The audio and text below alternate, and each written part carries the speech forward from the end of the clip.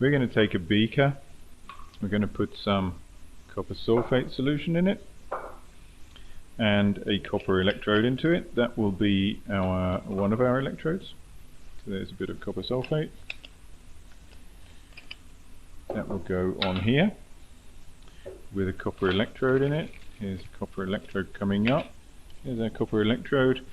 In the other side will be our test. So we will always test against copper. There's a reason for that. So that's our iron. And that's going to be in here like this.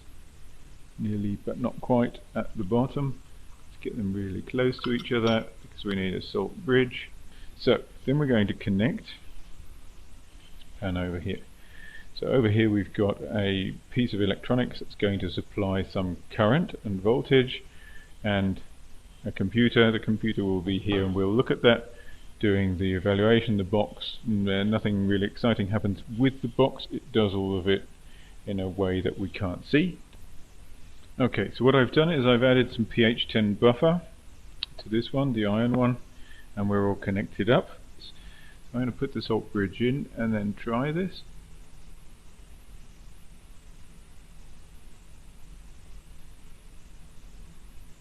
Then we'll talk about it later. So let's have a go. So after a very long time we get this.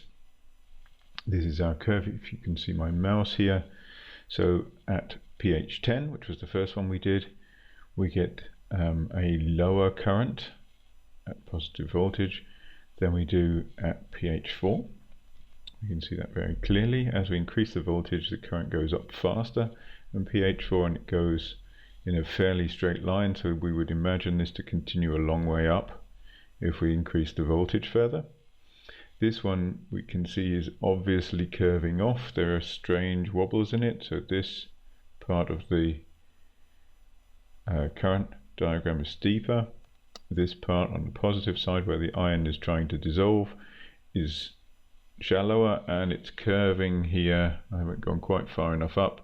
It's curving here off, and it will eventually go flat. That's because on the iron we're generating the iron oxyhydroxide, the rust, which is blocking or hindering further dissolution. It doesn't go down to zero, as we can see, because the iron hydroxide is soluble somewhat, and so it is leaving. It's not very protective, so the iron can still leave, but not nearly as fast as it could before. At pH 4, the iron dissolves as the iron 3+ or the iron 2+ iron, usually the 3+, I'm not quite sure, and that can leave unhindered, so it can leave at a much higher rate before something happens, before it starts blocking itself. What we can see is that the current is relatively low. I need to keep it low because my setup is deliberately simple, and if you push it too hard we will change the voltage, we'll make it not work properly. So if we push this up further in voltage and try to get more current, it will stop working. The reference electrode, effectively the copper 2+ electrode, can only take a certain amount of current before it goes weird. But if we look at this, try